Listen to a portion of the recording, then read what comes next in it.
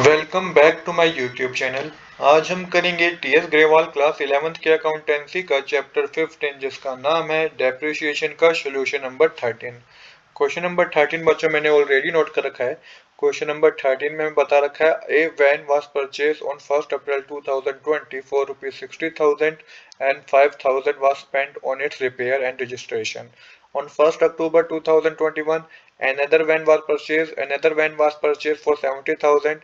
On 1st April 2022, the first van purchased on 1st April 2020 was sold for 45,000 and a new van costing 1,70,000 was purchased on the same date. Show the van account for the year 2020 to 21 to 2020 to 2023 on the basis of straight line method if the rate of depreciation is 10%. Assume that books are closed on 31 March every year. तो देखिए यहाँ पे van purchase की गई है।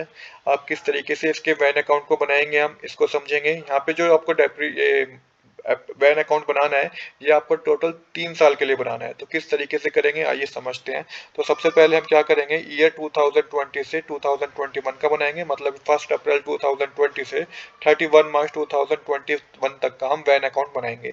यहाँ पे सबसे पहले आपको बता रखा है 1 अप्रैल 2020 को एक परचेज की गई है वैन जिसकी कॉस्टिंग 60,000 रुपीज की है और सेम ही डेट पे उसके रिपेयर और रजिस्ट्रेशन पे 5,000 रुपये खर्च हुए हैं। तो ये आपको टू बैंक अकाउंट करके रिपेयर एंड रजिस्ट्रेशन लिख के 5,000 रुपीज मेंशन करने हैं। अब ये टोटल अमाउंट हो जाएगा वैन का 65,000 रुपीज का, जो कि डेबिट साइड हम मेंशन करेंगे। अब आपको डेप्रिसिएशन कैलकुलेट करना है तो 31 मार्च डेट लिखेंगे आप, बाय डेप्रिसिएशन अकाउंट लिखेंगे और पूरे साल का डेप्रिसिएशन कैलकुलेट होगा बच्चों, क्योंकि 1 अप्रैल से 31 मार्च तक कंप्लीट फाइनेंशियल ईयर होता है। तो डेप्रिसिएशन 10% है हमारा, तो 65,000 का टोटल वैन की कॉस्ट है। इसका 10% कैलकुलेट करेंगे तो डेप्रिसिएशन जो होगा बच्चों वो 6500 रुपीज का होगा। इसके बाद फिर मार्च 31 लिख के क्लोजिंग बैलेंस आपको लिखना है, बाय बैलेंस कैरी डाउन करेंगे और 6500 को 65,000 में से माइनस करेंगे तो 58,500 का हमारा क्लोजिंग बैलेंस है। तो इस तरीके से ईयर नंबर 1 का हमने वैन अकाउंट बना दिया। अब जो बैलेंस कैरी डाउन किया है बच्चों ये नेक्स्ट ईयर में जाके, मतलब कि 1 अप्रैल 2021 में जो हमारा न्यू फाइनेंशियल ईयर स्टार्ट होगा उसमें ये बैलेंस ब्रोट डाउन होगा। तो चलिए अब नेक्स्ट ईयर का बनाते हैं वैन अकाउंट।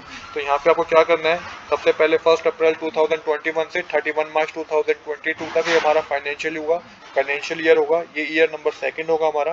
तो सबसे पहले जो बैलेंस कैरी डाउन किया था उस बैलेंस को ब्रोट डाउन करके 58,500 का अमाउंट लिखिएगा। इसके बाद क्वेश्चन में बता रखा है कि 1 अक्टूबर को एक नई वैन खरीदी गई, तो टू बैंक अकाउंट लिख के 70,000 वैल्यू बता रखी है उस वैन की, तो 70,000 रुपीज के अमाउंट को डेबिट साइड आपको लिखना है। अब फिर से आपको डेप्रिसिएशन कैलकुलेट करना है 31 मार्च 2022 पे। तो डेप्रिसिएशन तो पहली मशीनरी का होगा, पूरे साल का होगा और उसकी ओरिजिनल कॉस्ट पे ही होगा, क्योंकि स्ट्रेट लाइन मेथड का हम यूज कर रहे हैं। तो 65,000 मल्टीप्लाई 10 अपॉन में 100 करेंगे तो 6500 का डेप्रिसिएशन पहली मशीनरी पे होगा। और जो सेकंड मशीनरी है वो 70,000 की है, इस पे भी 10% का डेप्रिसिएशन होगा। बट बच्चों यहाँ पे मंथ कैलकुलेट होंगे, तो 1 अक्टूबर से लेकर 31 मार्च तक 6 मंथ होते हैं। तो यहाँ पे 6 मंथ का डेप्रिसिएशन कैलकुलेट होगा जो कि 3500 रुपीज का है। आई होप कि आपको कोई डाउट नहीं होगा कि सेकंड वैन का हमने डेप्रिसिएशन कैसे कैलकुलेट किया है। 70,000 मल्टीप्लाई 10 अपॉन में 100 मल्टीप्लाई 6 अपॉन में 12 करेंगे तो 3500 रुपीज होगा। टोटल डेप्रिसिएशन हो जाएगा 10,000 रुपीज। अब 31 मार्च लिख के आपको क्लोजिंग बैलेंस पता करना है, तो वैन 1 का जो क्लोजिंग बैलेंस होगा तो 58,500 में से 6500 माइनस करेंगे तो 52,000 रुपीज आएगा। और 3500 को आप 70,000 में से माइनस करेंगे तो ये आपका माइनस करके 66,500 का क्लोजिंग बैलेंस आएगा। यहाँ पे आपकी डेबिट साइड और क्रेडिट साइड क्या हो जाएगी, इक्वल हो जाएगी। अब क्या करना है हमें, न्यू फाइनेंशियल ईयर हमारा 1 अप्रैल 2022 से स्टार्ट होगा। वहां पे जो एक क्लोजिंग बैलेंस है वहां पे इसको क्या करना है, ब्रोट डाउन करना है। तो चलिए अब बिना देरी के अपने लास्ट ईयर को बनाते हैं। तो सबसे पहले क्या करेंगे, जो भी हमारा क्लोजिंग बैलेंस था वो 1 अप्रैल 2022 को, जो कि न्यू फाइनेंशियल ईयर हमारा स्टार्ट हुआ है 31 मार्च 2022 तक 23 तक ये चलेगा। तो जो भी बैलेंस कैरी डाउन हुआ था उसे ब्रोट डाउन करेंगे। तो वैन 1 की वैल्यू थी 54,000 और वैन 2 की वैल्यू थी 66,500। नेट अमाउंट जो आपका डेबिट होगा वो 1,18,500 रुपीज का होगा।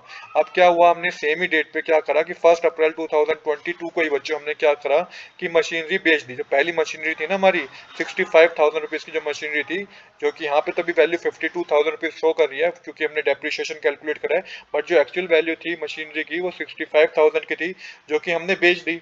अब जब पहली मशीनरी हमने बेच दी, कितने में बेची, वो 45,000 में बेची, तो यहाँ पे आपको क्रेडिट साइड 1 अप्रैल 2022 को बेची, तो वही डेट लिखनी है, बाय बैंक अकाउंट लिख के 45,000 का अमाउंट आपको मेंशन करना है।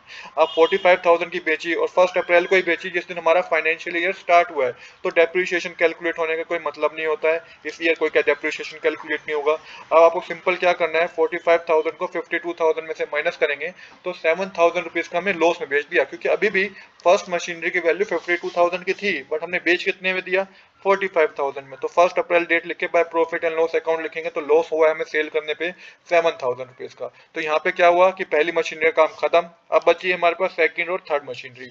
अब डेप्रिसिएशन वही हमारा फाइनेंशियल ईयर स्टार्ट होगा 2023 31 मार्च, बाय डेप्रिसिएशन अकाउंट लिखेंगे आप, तो 70,000 जो कि हमारी सेकंड मशीनरी की वैल्यू थी, तो 70,000 पे 10% का डेप्रिसिएशन हमें कैलकुलेट करना है, तो 7,000 रुपीज होगा, जो कि हमारे को फिक्स ओरिजिनल कॉस्ट पे डेप्रिसिएशन कैलकुलेट करना होता है 10% के रेट से। सेकंड मशीनरी का डेप्रिसिएशन 7,000 होगा, और जो थर्ड मशीनरी है बच्चे वो 1,70,000 की है, इसमें हमें डेप्रिसिएशन 10% कैलकुलेट करना है, वो भी पूरे साल का कैलकुलेट होगा, क्योंकि 1 अप्रैल को ये मशीनरी परचेज की गई है, तो इसका डेप्रिसिएशन होगा 17,000। जो टोटल होगा डेप्रिसिएशन का वो 24,000 का होगा। अब हम क्लोजिंग बैलेंस करेंगे, तो सेकंड मशीनरी का जो क्लोजिंग बैलेंस होगा, जब 66,500 में से 7,000 माइनस कर देंगे आप, जो कि डेप्रिसिएशन है, वो 59,500 आएगा। और मशीनरी वैन नंबर 3 का, सॉरी वैन नंबर 3 का जो डेप्रिसिएशन होगा वो 1,70,000 में से जब 17,000 माइनस कर देंगे तो 1,53,000 आएगा। तो यहाँ पे क्या हुआ बच्चों, ये क्लोजिंग बैलेंस जो आएगा हमारा 2,12,500 रुपीज का होगा। तो यही हमें इस क्वेश्चन में पता करना था। आज के लिए इतना ही। I hope you like this video. If you like this video, please do subscribe this channel. Thanks for watching.